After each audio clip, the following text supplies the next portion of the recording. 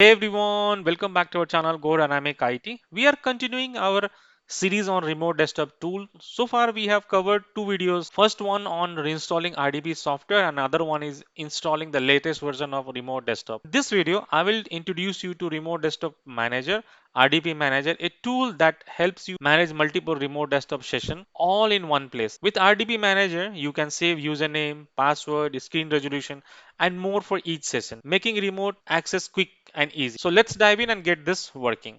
Okay, let's go to the browser and type remote desktop manager. Okay, once you type the remote desktop manager, just press enter and come to this Microsoft link. So you can see this is the Microsoft link. So you can say sys internals, and once you click that, it will redirect you to the Microsoft site, and it can say that this is the Microsoft Ignite site, and it say that remote desktop connection manager version 2.9, and this is what we are looking for. So let's download this, and you can see this zip file has been downloaded, and let's browse it. So here's the file and let's extract it. Okay, so here is the file. So you can see we have a two file. One is this license, EULA license here. So you can go, if you want to read it, go ahead with that and close it, and let's send it back to our desktop. So this is the shortcut, and we can send it back to our desktop so that we don't have to come here every time we want to access it. So where is this shortcut? Here. This is, you can see this RDC man shortcut. So let's open it. Okay, what is that? I say that some files are not found because I was testing before this video. Okay, so by default this will open.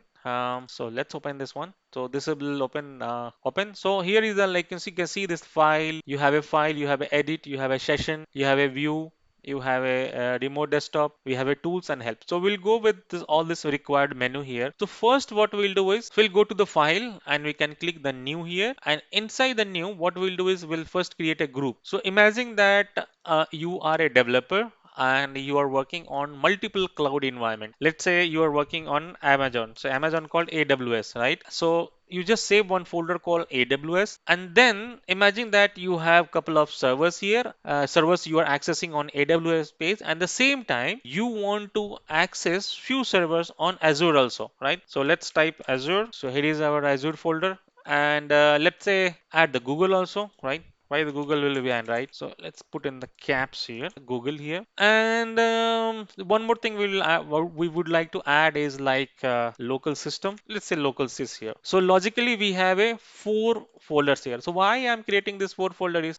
just for logically grouping this one. Logically grouping means I should know these servers belong to AWS, these servers belong to Azure and Google and local system. How it will look like, just watch here. So what we'll do is we'll right click on this AWS and click on the add server, and here we have to put the IP address. So for me IP address is, for example, 192.168.186.128. So this is the IP address of my machine. So here is the name. If you want to change, you can change the name here and click on the add. So you can see this is how it will look like. If you want to add another one, just click on the add and just add the IP address here. So for example, I'll just add the same IP address here, 186.128. Click on the add. So this is how you can keep adding the servers which belongs to the AWS. Okay, now let's do one thing. So now see, we have added the IP address, right? So actually we could have added those username and password also and other settings also here.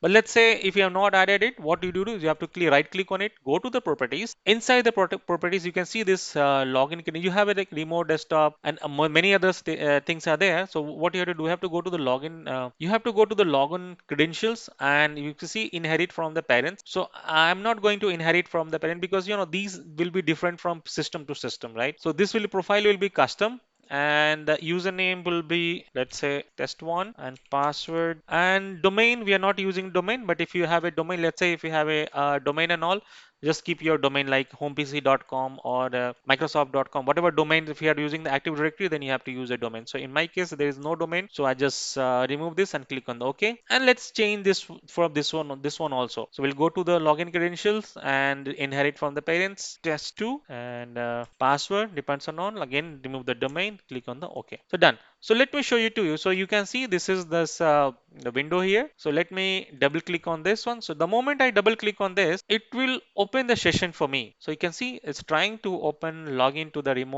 my remote desktop server. So allow us a minute. So you can see It's test1 and it says that welcome. Okay, so you can see here now I have logged into this test1 here. Let's log into the other one on AWS. So this AWS I do given the name and this IP depends on your requirement. You can go ahead and change it. So you can see I'm logging to the test2 as well, and this is trying to log in, and here we go. So you can see I'm logged into this AWS server. So now it's time to go to the Azure. So we have to go to the add server, click on the add server and type the IP address of your Azure IP address of your Azure instance. So for example, let's say just for demonstration purpose, let me add this 192.168.186.128 and this time in the login credential, I'll just change this to test3 password and remove this one. Add it. Let's add one more server here. Server name 192.186.128. Login credentials test. What do you have tested? And we have added it.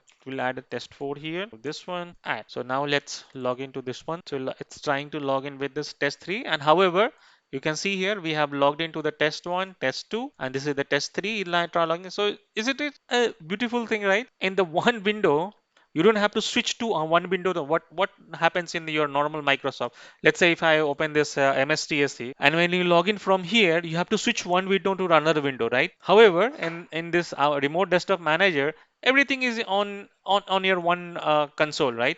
So you can see the test3 is also logged in. So let's log into the test4. Hope this works. Okay, so as you can see this test4 is logged in. So imagine if you are a developer or if you are a system administrator and if you want to log into the multiple servers, right? If you have this tool with you, you can log in and you can do lots of things here, right? Without hassling going with jumping from one window to another window, and that could that if you're jumping from the one window to another window, you could make the mistake also. So now your question is that are we able to copy and paste of any software from one desktop to another desktop? So let's try that. Let's try that. So you can see, let's say this is the file, important file. Let's copy this from my host machine. From here, I'm making the remote connection and paste it on this window. Yeah, see, I'm able to copy paste the file from here to there. Let's say there is a icon called Ultra Viewer. Let's copy it and paste it here on this machine. You can see I'm able to copy this shortcut of the Ultra Viewer as well. That means from back and forth from our host machine to remote desktop, and from remote desktop to host machine, we are able to copy the files also. That's a beautiful thing. So you can see I have a one machine open here, second machine, third machine, fourth machine. Okay, so it's asking about something, some information. So let's accept that and done. Right.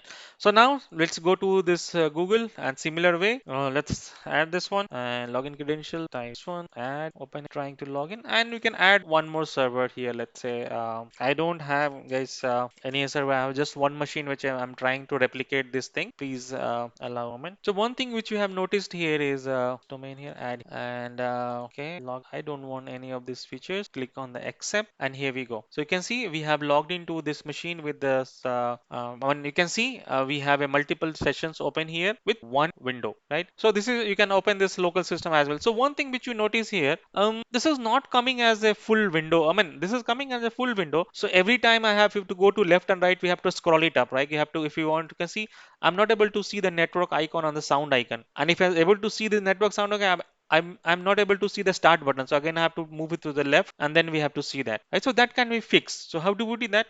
Let's try to fix on the group level. So you have to go to group and go to properties, and we have to go to display setting. In the display settings, we have to see this again, no scaling. We have to put the scale to this window, and scale to both the things. You have to do scale to fit the window. Click on the OK. Now let's go here.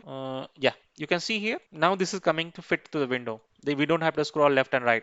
However, we have not set it on the Azure. So let's go here. You can see here also we have to move to left and right and up and down to move this window here. So we can do it on the individual Windows machine as well. So we can go to here and go to display. Where is that? Oh, sorry for that. Display setting, and you can go ahead and change it from here on individual level. Also, you can see the moment I set that, this is coming. Or you can go to the group level and you can set it from the group itself. Display setting, remove this one, and sorry, it was the gateway. You have to go to display setting, inherit, and change it from here. Scale to window, scale to fit the window, done. So you can see the moment I click here, and there are lots of things we can see here. Like for example, okay, so one more thing. So once you have this one, what you do is click on the file and save all. You have to save all of them. So once you save all of them, what will happen is next time when you open it, it will open like this, all this organized window like this. So you can organize this in multiple way, but this is the simplest way I could thought about this showing it to you. And when I close this one, so let's save all and log out from all the windows. For before that, let's see what other things we can show it to you. If you want, you can go ahead and delete the new group. You can go ahead and delete it from here. Right click and close the local system. So it will close it. And for example, if you want to log out from the group, you can just click on and log out from the group itself. So this is how you can do that. You don't have to go and disconnect it from here. From the Windows machine here itself, you can see right click on the Windows machine and you can see log off from the server. And if you want to make it the full screen, let's say this is on the Windows, this is the small window, right? If you want to bigger in the one single screen, what you do is click on the full screen. So now you can see this is coming as a normal window and this is coming as a full screen. So this is how you can any window which you want to do the full screen, just right click on it, come down, click on the full screen, done, right? When you minimize it, it will go back to the console itself, right? So session manager send key, or here we say if you want to say send the alt control delete another thing. If you want to open the task manager, send the task manager from here. You can see the task manager is open here. Close this one. So this is something which you can go ahead and play around with this. You get multiple op on when you try with this one, right? So as I said that I've saved this all setting. Let's close this one. Yes, and let's open this one, and I should be getting all this windows as it is. Click on the connect, and within a one click it will connect to the all this Windows machine. So this guys, this is just for Windows. So next one, if you want to know how to share the application over the remote desktop. Yes, you don't have to share the complete operating system. You can share the specific application. Yes, that is possible, but only if I get the maximum comment on my video. So guys, that's it for today's video. If you have any questions, query, or any feedback related to this video, please do let me know in the comment box. So thank you very much for watching the video. See you in the next one.